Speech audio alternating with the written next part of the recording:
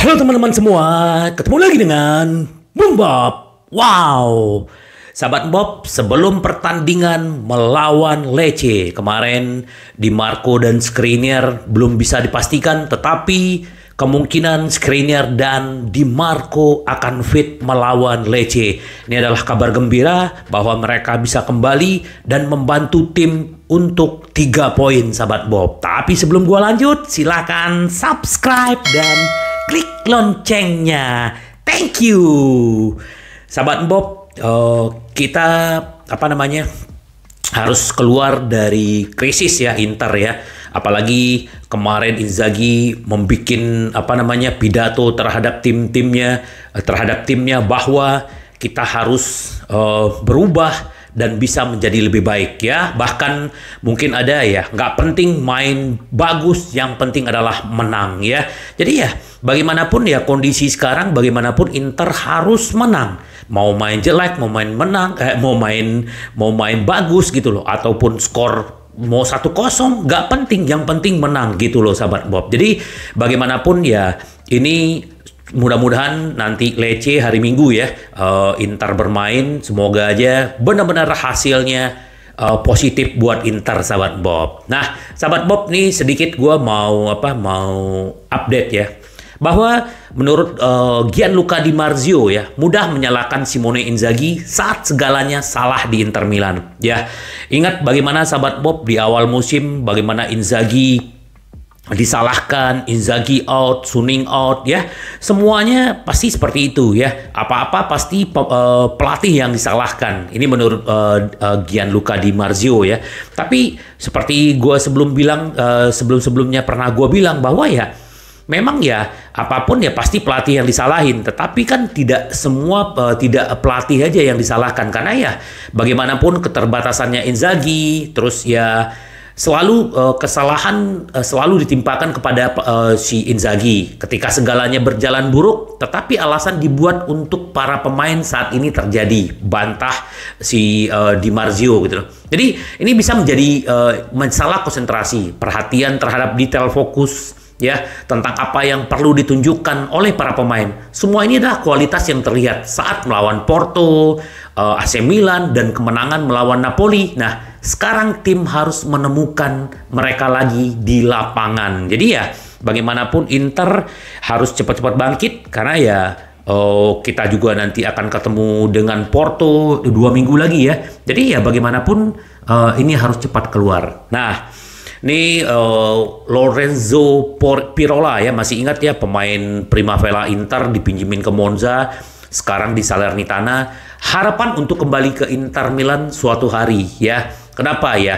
Ini sebenarnya bagus ya, dia posisinya itu sama kayak Bastoni. Kalau menurut gua sih di Salernitana dia juga udah mendapat tempat dan menjadi starter. Ini pemain muda yang sangat potensi dan dia masih punya harapan untuk kembali ke Inter. Semoga aja nanti dia bisa kembali lagi ke Inter.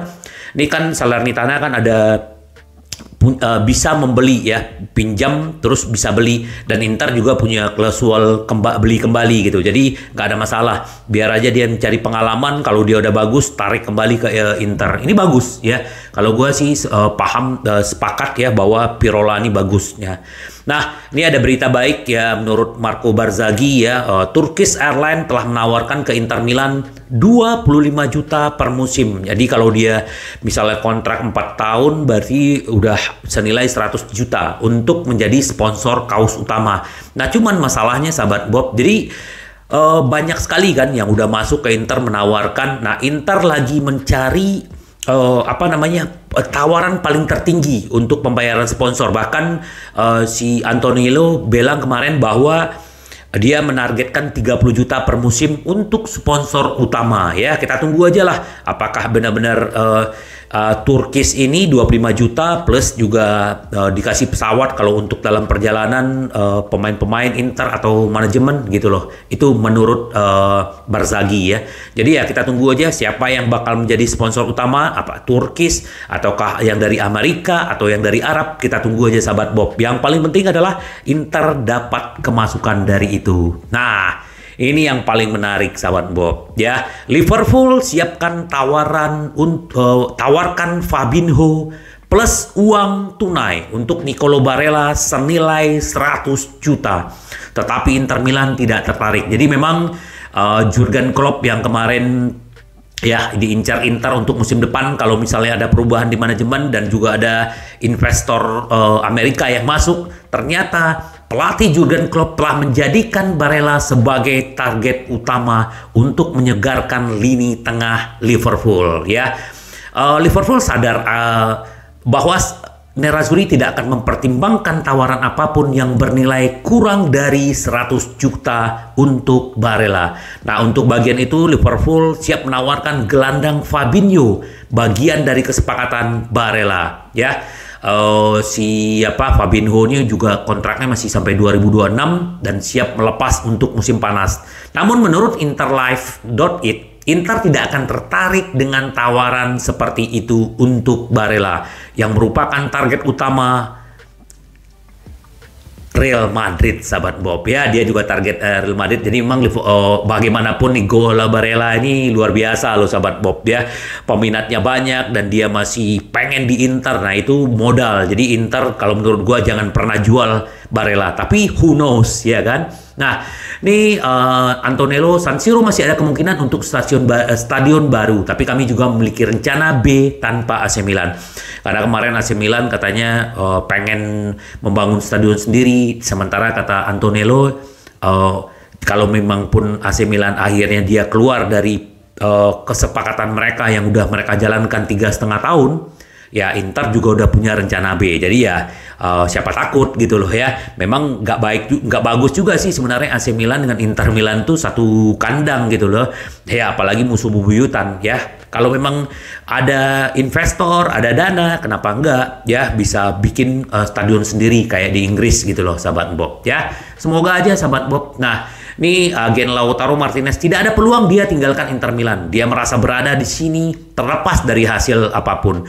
Jadi si Alejandro ini bilang bahwa dia adalah seorang yang serius. Martinez maksud dia ya.